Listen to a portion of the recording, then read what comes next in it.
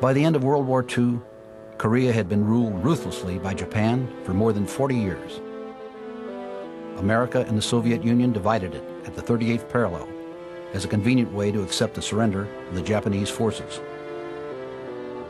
The Soviet Union created the People's Democratic Republic of Korea, north of the parallel. South of the parallel, free elections were held to create the Republic of Korea. Separate trends were established on each side of the parallel. In South Korea, all of the occupying U.S. troops, except for a small advisory force, had left by July 1949. In contrast, China had provided North Korea with training and with many regular army units, hardened in the long and recent Chinese Civil War. The Soviet Union equipped the North Korean army with first-rate weapons. On June 25, 1950, the North Korean army swarmed over the 38th parallel in a march to the sea, intending to conquer and annex South Korea.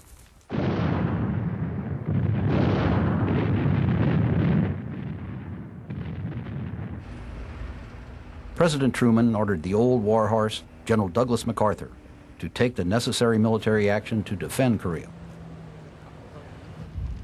MacArthur was keenly aware how long it would take to get American forces on the ground into action. He called on the Far Eastern Air Force to hit the North Koreans with everything they had. It wasn't much. 8 combat squadrons were sent into action. 2 were Douglas B-26 light bombers. The only modern aircraft were Lockheed F-80 jet fighters. Their targets were anything of military value from Seoul north to the 38th parallel.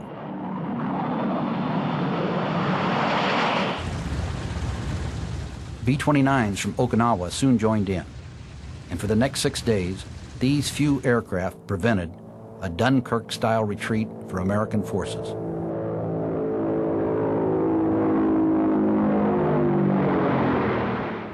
The sheer momentum of the North Korean attack had worked. It compressed the remnants of the Republic of Korea's army and the U.S. contingent in the perimeter around Pusan. 150,000 North Korean troops, organized into 13 rifle divisions, a tank brigade, a mechanized division, and a tank division, threatened the Pusan perimeter. Defending the perimeter were 5 badly mauled and demoralized Republic of Korea divisions and a Marine brigade. The F-80 jet fighters couldn't operate from the unimproved South Korean airfields, so 6 squadrons of the venerable North American F-51 Mustangs were introduced, refugees from storage depots. Squadrons that had just converted to F-80 jets found themselves going into combat with Mustangs on a day's notice.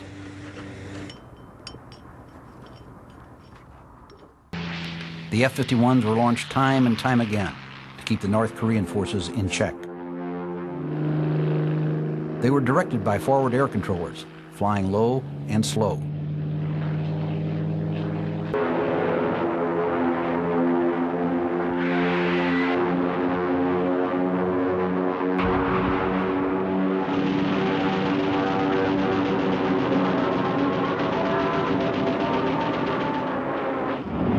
F-80s continued to operate from Japan, flying at the very limits of their range and returning with absolutely minimum fuel. The pace of the war increased steadily. The 5th Air Force, led by Major General Earl C. Partridge, demonstrated the flexibility of air power by its quick reaction to target changes.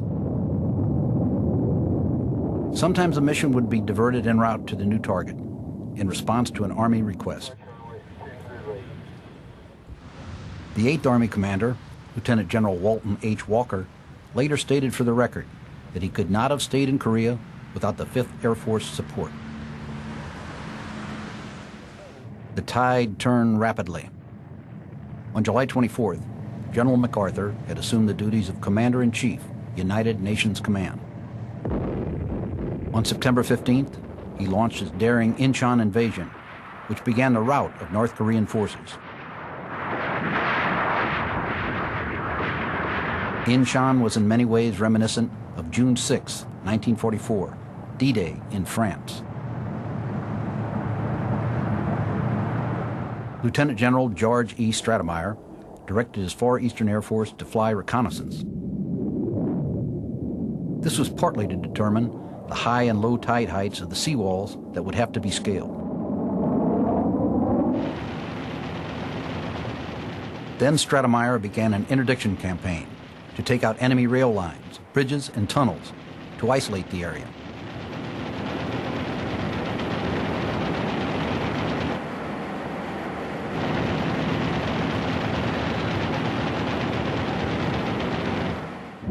U.S. fighters roamed over North Korean airfields to suppress enemy aircraft.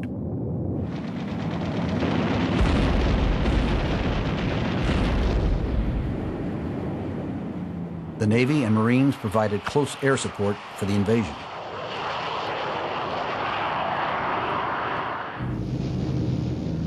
Meanwhile, in a coordinated effort in the South, B-29s laid down a carpet bombing attack. It helped the 8th Army break out of the bridgehead at Pusan and sweep north.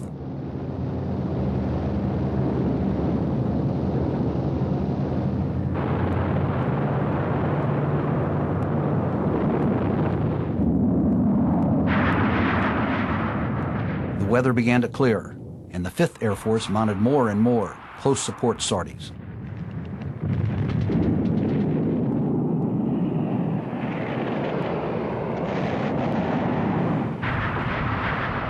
They used rockets and napalm to break communist resistance. At the same time, there was a successful strategic bombing campaign.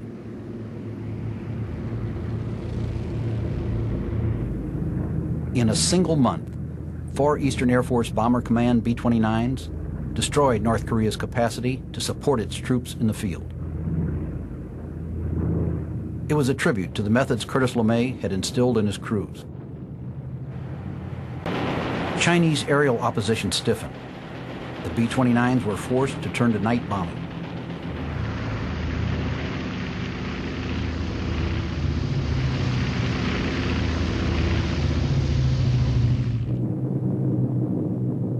It continued for the remainder of the war. 167,100 tons of bombs were dropped in 21,328 combat sorties. It was a major effort by a force that never exceeded 100 aircraft.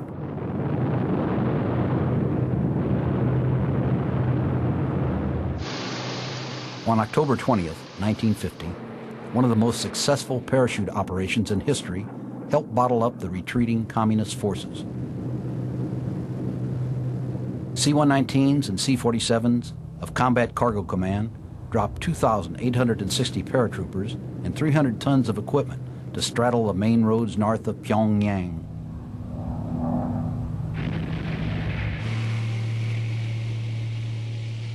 The North Korean troops fled their strongly fortified positions. They were pursued by elements of the 8th Army that were being supplied almost totally by airlift.